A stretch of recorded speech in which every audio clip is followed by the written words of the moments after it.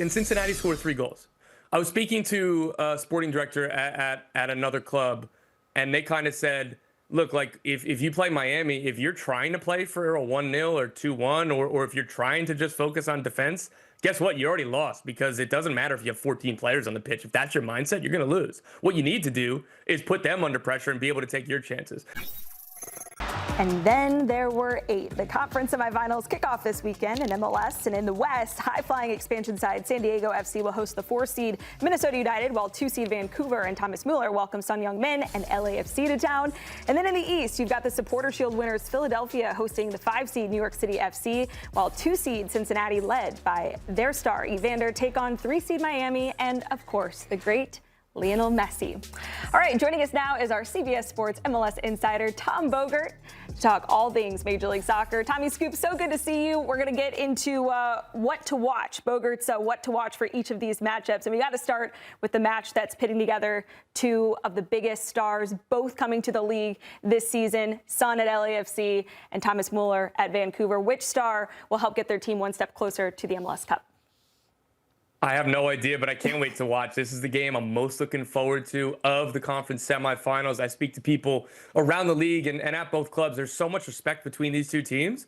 And there's a really strong feeling that isn't dismissive of the other teams that are alive, but it's just a mutual respect where it's like a lot of people are saying, I honestly think whoever wins this game is at least representing the West in MLS Cup, if not winning it, or at least not the favorite to win it. So what I'm watching for in this game, we know it's coming. It's going to be intricate possession and smart movement for Vancouver versus we're going to kill you in transition for LAFC. That's how this has played out in previous years when it was under Vanni Sartini. These 2 teams have met in the playoffs a few times. They've met in other knockout competitions. LAFC has owned the Vancouver Whitecaps. But this is a very, very different Vancouver Whitecaps team. Even before Thomas Muller joined, this team was in their best ever season. They get to the CONCACAF Champions Cup final. They're near the top of the West all season. If not for a red card on decision day in a game in which I think they were missing 6 starters, wow, they would have been the top seed in the West, and they would have avoided LAFC. But it's here now. This is a huge, huge matchup. The movement, the possession, it all starts with the triangle of Kubas, Sebastian Berhalter, and Thomas Muller in the middle for Vancouver. Brian White has been in full training. Tristan Blackman's been in full training. Blackman was the defender of the year. Brian White is a really, really good forward in this league. Ryan Gauld has been back in full training. He's been back in games. If they're able to have all of those guys start, or at least all of them play significant minutes, it's going to be a tough task for LAFC. But they have the best 2-man show in the league in Sun Heung-min and Denny Bouanga. All they need is a couple chances in transition. Maybe they only need 1. But this is going to be such a fun game, and we know what both teams want to do, and both teams want to let the other do what they want to do. Which one's going to win out? I can't wait to see. Prime time. This is amazing. Can't wait. Vancouver LAFC. Me too, Tom. If there's one match that I had to pick, it was this one. It's such a shame that we don't get more iterations of this, right? I was thinking, by the way, because we got 3 Hell is Real. Is the plural of Hell is Real? Hells are real? That's a good question. You don't know the answer? We don't say it in plural. Don't give MLS any ideas. They're going to make it a best-of-7 series next year. Oh, no, don't say that. All right, Tom, talk to me about, obviously, people will also be looking at the Cincinnati-Inter Miami match. Inter Miami, when they've gone to Cincinnati this season, they didn't just lose. They got picked apart. Like, Cincinnati properly took care of Inter Miami. And because the margin of error is so small, because you only have 90 minutes of football between these 2 sides. Can we expect something similar? That's Cincinnati's game plan. They hope to. They're definitely quietly confident going into this game, as any team should be in a conference semifinal at home. But for me, the thing to watch for is, can Cincinnati score 3 goals? I was speaking to a sporting director at another club, and they kind of said, look, like if you play Miami, if you're trying to play for a 1-0 or 2-1, or if you're trying to just focus on defense, guess what? You already lost, because it doesn't matter if you have 14 players on the pitch. If that's your mindset, you're going to lose. What you need to do is put them under pressure and be able to take your chances. Now, Miami had 7 regular season losses.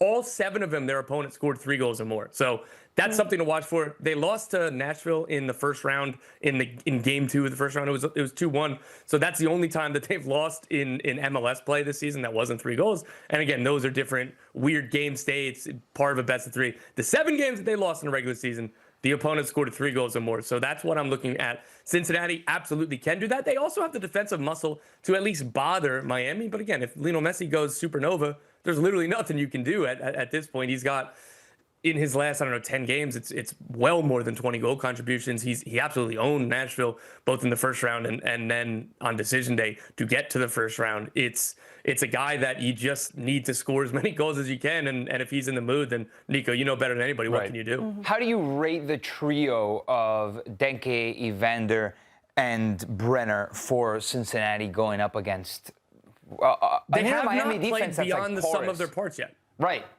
They haven't played beyond the sum of their parts yet. They're all individually excellent. Evander was an MVP candidate. Kevin Denke was the league record signing before, 2 record signings ago.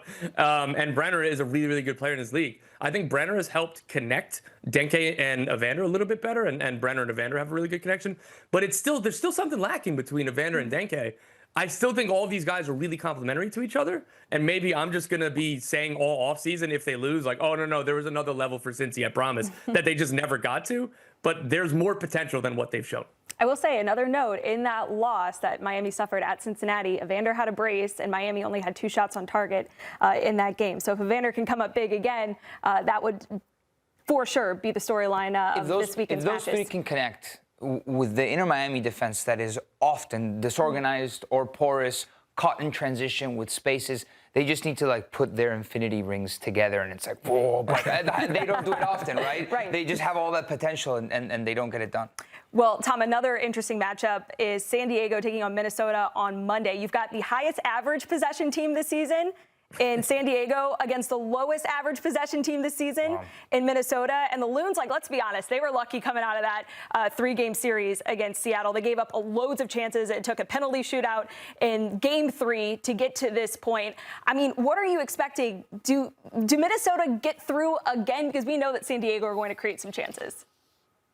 Aly, you said it perfectly. This is going to be a team that wants the ball and a team that doesn't want the ball. It's similar to the Vancouver LAFC thing where both of these teams, what they want to do is what the other team is going to let them do. So for me, this is going to come down to, does San Diego finish their chances? Seattle, not only did they score goals, but they created so many chances. Game 1 is when Seattle really should have taken the series. And Dane St. Clair kept a shutout, not just because he was awesome. Seattle were wasteful on some of their chances. Then they lose in a PK shootout because Dane St. Clair is awesome. They go back to Seattle, and Seattle just absolutely dusts Minnesota for most of the game. It ends up at 4-2, but it wasn't really that close. And then in game 3, Seattle's controlling. They go up a man, and somehow Minnesota gets back in with 3 set-piece goals. After the game, Minnesota head coach Eric Ramsey gave a locker room speech, and it was really, really cool about this was the craziest game I've ever managed. I'm really proud of you guys' resiliency. Just know we will never defend like this ever again. You guys are going to remember this. It will never ever be this bad. So hopefully they're able to bounce back a little bit. But San Diego are so good attacking. They're going to create so many chances. If they can defend set pieces better than Seattle, and being better than Seattle is just being average, then they'll win this game. But Minnesota are really good and a really stubborn team, and they have a chance. But San Diego should be the big favorites. Okay, so from the West Coast, let's go to the best coast in this Philadelphia Union, right, Bogert? East Coast, West Coast? Yes. Yeah, we're all here. Yeah, so. without a doubt. Yeah, okay. Philadelphia Union, Supporter Shield champions, Supporter Shield holders. No, we can't call them Supporter Shield champions. Winners. Okay, Supporter Shield winners against New York City FC without Alfonso Martinez. Does NYCFC have a chance? It's a tough question because before Alonso Martinez went down, I would say absolutely yes. Despite they're missing a lot of other players. I think it's going to be really, really difficult for them. It's not just Alonso Martinez, who is a star in this league. It is those 3 central midfielders on the screen right now. Keaton Parks, who's been out for a while. Aiden O'Neill, who picked up a really, really dumb extra yellow card to get suspended for this game. And Andres Pereira, who broke his leg in the last win against Charlotte. It's a brutal, super unfortunate situation. They do not have a recognized go-to backup center forward for Martinez, and they for sure don't have good options as their 4th and 5th central midfielders, which I don't blame them, right? You would expect all these guys to be available. Justin Hack has been really, really good this season. He came up as a defensive midfielder, a ball-playing defensive midfielder, deep-lying playmaker. Well, he's had his career best year in central defense as somebody who's pulling the strings from deep. They could move him into the midfield, and that could help, but he's been one of their best players this season. I wouldn't want to move that. I feel for Pascal Jansen, there are no really good options here. There is not a good solution. He's going to have to figure it out and make it work with what he's got. So for Philly, they win games in central midfield. They blitz teams, they press teams, they make it difficult as hell. They kick you, they win the ball, they go forward immediately, they put you under pressure all the time. That's how Philly's going to have to win this game. And that's how Philly wins most of their games, whether you're starting your best central midfielders or your worst central midfielders. So that's what it's going to come down to.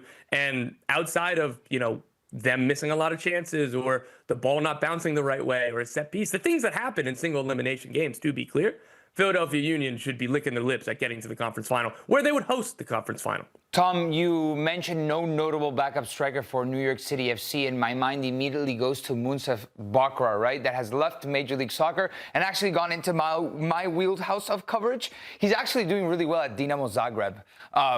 So just, these are one of the moments that you say, oh, wow, Moussa Bakra would have come in very handy right now. Do you think he'll be watching? Maybe I don't not. think so. I think the time difference is too much in Croatia at the moment. Okay, well, Tom, if there's one thing that could give New York City FC an advantage, it's going to be kind of a matter of what is right now the mood within this Philadelphia Union locker room. They've been in the news for all the wrong reasons this week. Their sporting director, Ernst Tanner, was put on administrative leave following allegations of inappropriate behavior. What more can you tell us? There's very extensive reporting done by Pablo Maurer with The Guardian, which, just incredible journalism there. But what more can you add, especially as it relates to the team right now and the players and how this might affect them going into this game?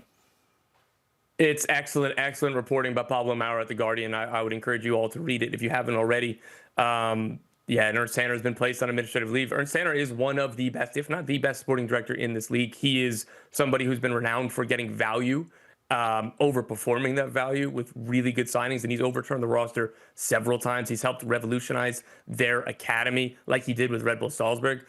What this team plays like, it comes from the front office. It is his vision. There is, I don't think, a more singular presence to a club than Ernst Tanner, for at least for the teams that don't have a sporting director and a head coach in the same position. So it's really difficult. They're certainly scrambling around the club. You can't prepare for this. There's no playbook for this. It's a very weird situation. It's an unfortunate situation. And first and foremost, what matters most is the alleged victims and their workplace being a safe place. Everybody deserves that. Ernst Tanner has vehemently denied these allegations, but there's going to be due process. There's going to be another investigation. MLS already had an investigation. They could not corroborate the claims, and The Guardian found new information and more claims. So I'm interested to see how this plays out, and it's going to be a weird setting this weekend in Philly, and I'm curious to see how the crowd reacts. We know that the Philly fans always get behind their team, so that's something to look forward to. And the players, the message in the locker room has to be block out all the noise, block out everything happening above us. All we can control is within those white lines. Let's go get a win and let's keep our season going.